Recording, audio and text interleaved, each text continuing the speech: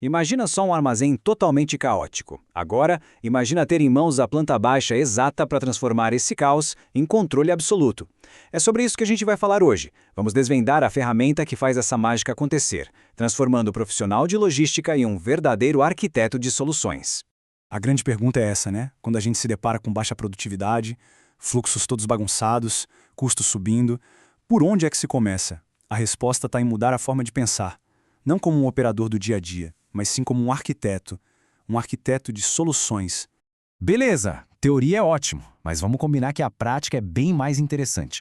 Para a gente entender de verdade o poder dessa abordagem, vamos entrar num cenário que, olha, muita gente da área de logística vai reconhecer de longe: o puro caos dentro de um armazém. Pensa na cena. Um armazém de bebidas gigante, pallets espalhados por todo lado, empilhadeiras se cruzando numa dança perigosa, pedidos atrasando, a produtividade, tá lá embaixo. E o pior é que, com tanta coisa acontecendo ao mesmo tempo, descobrir a causa raiz do problema parece uma missão impossível. É um desafio clássico, que tira o sono de qualquer gestor. Bom, diante desse cenário, a primeira reação de muita gente é sair correndo para apagar incêndio, certo?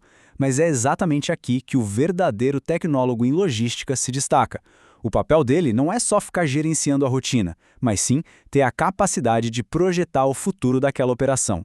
E olha, essa frase aqui, ela resume tudo. Não se trata só de seguir um processo que já existe. Se trata de ter criatividade, de ter motivação para redesenhar as coisas. Os desafios deixam de ser um obstáculo e viram, na verdade, o combustível para inovar. Primeiro de tudo, a gente precisa fazer uma distinção que é crucial. A rotina do armazém, o dia a dia, é um ciclo. Acontece de novo, e de novo, e de novo. O nosso trabalho aqui é diferente. É um projeto. Ou seja, ele tem um começo, um meio e, principalmente, um fim. O objetivo é bem específico: resolver aquele problema de produtividade. E quando o projeto acaba, uma nova rotina, muito melhor, começa a girar. E a principal ferramenta na maleta do nosso arquiteto vai ser a rede PRT/CPM. Pensa nela, de novo, como a planta baixa da nossa solução. É com ela que a gente consegue enxergar todas as tarefas, entender como uma depende da outra e, o mais importante, calcular o tempo exato para transformar aquele caos todo em uma operação organizada. Então, chega de papo, né? Vamos pegar essa ferramenta e botar a mão na massa. A gente vai aplicar a teoria no nosso armazém problemático. E vamos batizar essa iniciativa de Projeto Zero, a reestruturação completa do armazém de bebidas. O primeiro passo de qualquer arquiteto é fatiar o problemão em pedaços menores, gerenciáveis. Como a gente vê aqui, tudo começa com um planejamento, a nossa atividade A. Depois, a gente desenha um novo layout do armazém, a atividade B, e em paralelo implementa um WMS, que é um sistema de gestão, atividade C. Com isso no papel, a gente parte para a reorganização física, a D, e o treinamento da equipe, E. E por último, o grande momento, o Go Live, a F. Mas o pulo do gato não é só listar as tarefas, é entender como elas se conectam. Repara bem, a gente não pode nem começar a pensar no layout, o B, ou no sistema WMS, o C, sem ter o planejamento, o A, pronto. A reorganização física D depende do layout. O treinamento E depende do sistema. E aqui está o ponto crucial. O Go Live, a atividade F, só pode acontecer quando a parte física e o treinamento estiverem concluídos. Uma coisa amarra a outra. Ok, agora a gente adiciona a dimensão do tempo. Com base na experiência e em algumas análises, a gente estima quanto tempo cada atividade vai levar.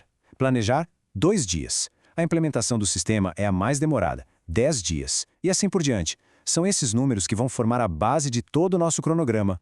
E agora a mágica acontece. Com as atividades, as dependências e os tempos na mão, a gente tem todos os elementos para construir o nosso mapa, a nossa planta baixa. Aquilo que era só uma lista de tarefas sem graça, de repente ganha vida. Vira um mapa visual, lógico, de todo o projeto. Beleza, o mapa tá na mão. Lindo, né? Mas agora a gente vai usar ele para encontrar o ponto mais importante de todos: o verdadeiro coração do nosso projeto. E esse coração tem nome: caminho crítico. Basicamente, é a sequência mais longa de atividades do início ao fim do nosso mapa. E por que crítico? Porque qualquer atraso em uma dessas atividades específicas vai, inevitavelmente, atrasar a entrega do projeto inteiro. É aqui que os olhos da gestão têm que estar grudados. Então, vamos olhar o nosso mapa. A gente tem 2 caminhos possíveis para ir do começo ao fim. O primeiro é o A, B DF. Somando os tempos dá 2 mais 5 mais 7 mais 2, 16 dias. O segundo caminho é ACEF. Somando dá 2 mais 10 mais 4 mais 2, 18 dias. Como o caminho crítico é sempre o mais longo, não tem dúvida, a nossa espinha dorsal é ACEF. São essas as atividades que não podem atrasar nem um minuto. E a duração desse caminho, 18 dias, nos dá a informação mais valiosa que a gente poderia ter: a duração mínima total do projeto. Acabou o achismo, acabou o eu acho que dá para fazer em umas 3 semanas, agora a gente tem um prazo realista, baseado em dados, para mostrar para todo mundo. Mas espera aí, e aquele outro caminho, o de 16 dias, o que acontece com ele? Se nem tudo é crítico, quer dizer que a gente tem alguma flexibilidade. Exatamente, e é aí que entra a beleza da coisa. A diferença é um conceito chamado folga. Pensa nela como um respiro, uma margem de segurança. As atividades críticas, coitadas, não têm folga nenhuma, a folga é zero. Já as outras, as não críticas, elas podem atrasar um pouquinho sem estragar o prazo final do projeto. E saber usar essa folga é uma ferramenta de gestão poderosíssima. A conta aqui é bem simples. O projeto todo leva 18 dias. Aquele outro caminho, o ABDF, leva 16. 18 menos 16, 2. Tá aí a nossa folga de 2 dias.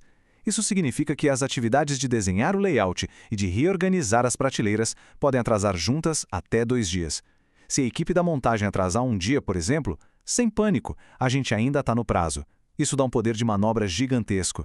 E assim, olha só, todas as peças se encaixam. Aquilo que começou como um problema intimidador, um caos sem pé nem cabeça, se transformou num plano de ação claro, visual e, o mais importante, totalmente controlável. Então, resumindo a ópera, o que a gente ganha com isso? Primeiro, uma visão cristalina do prazo final. Segundo, a gente sabe exatamente onde focar a nossa energia, que é no caminho crítico. Terceiro, a gente otimiza recursos usando as folgas de forma inteligente. E por fim, isso vira uma ferramenta de comunicação espetacular para alinhar todo mundo, da equipe do chão de fábrica até a diretoria. E para a gente fechar, é fundamental lembrar de uma coisa. Ferramentas como o PERT/CPM são sim incrivelmente poderosas, mas no fim do dia são só ferramentas. Elas não pensam sozinhas. Elas servem para amplificar o nosso recurso mais valioso, a capacidade do arquiteto de soluções de usar sua imaginação, sua criatividade e sua experiência para desenhar a melhor solução possível. Então, fica a reflexão. Qual processo aí, na sua operação, qual gargalo, qual problema que parece um caos total, está só esperando por uma planta baixa? A prancheta está na mesa. O que vai ser desenhado nela